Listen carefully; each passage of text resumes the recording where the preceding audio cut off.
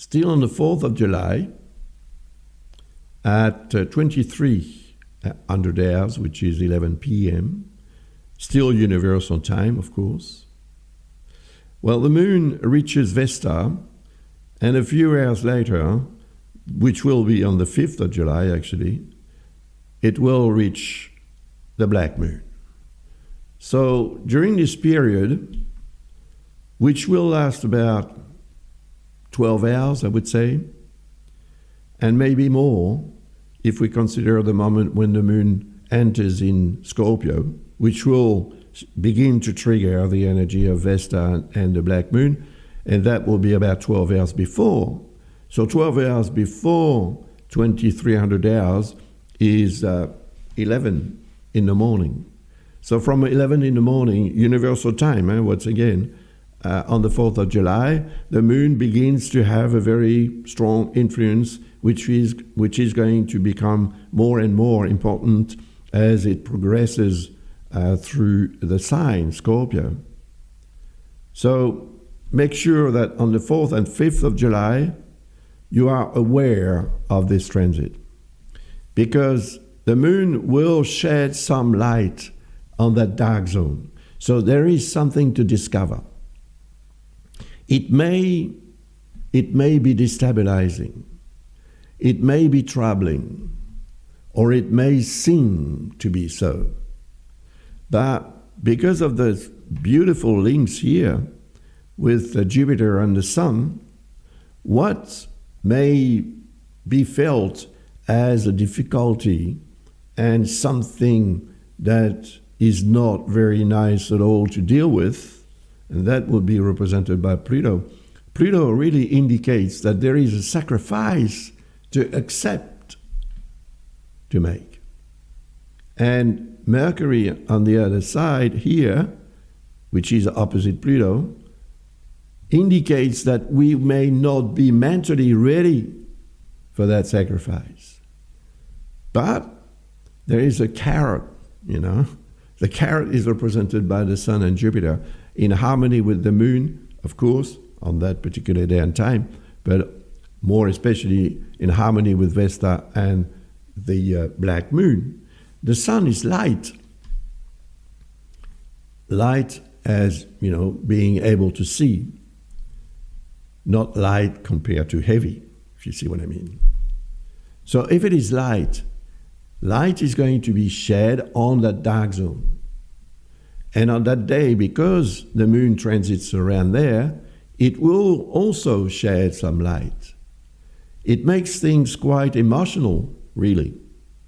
But it makes things quite positive as well, and very promising. Promises of a better life are represented by this conjunction between Sun and Jupiter. They represent a potential opportunity, to take advantage of. And you should do so on that particular day and time, or, during the 4th and 5th of July, because it will counteract the energy of Pluto and Mercury. And where this opposition between Mercury and Pluto can make one quite dark, negative, pessimistic, even nihilistic perhaps. Jupiter and the Sun make one quite opportunistic and very enthusiastic. So you may feel that you oscillate between both. But to avoid that, get rid of what needs to be gotten rid of. That is very important. Pluto represents that sacrifice, once again, that we will have to make.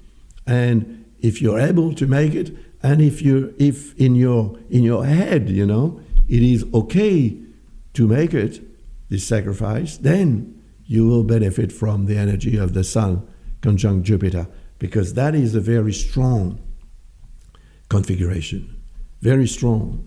And it's not so often that it occurs. So take advantage of it. And that will be my motto on that particular day. And either on the 4th or the 5th of July, I will definitely make sure that I take advantage of it, because that will also somehow protect my own health And health as such, which, is important, naturally. Mental health as well, that is not becoming crazy or anything like that, but it is, mental health to me is having a sick sort of mental outlook or consideration in life, which is wrong. So we all always need to be positive about what happens, even though it may be drastic and terrifying and obviously rationally bad. There is also and always something positive to derive from the events that we go through in life.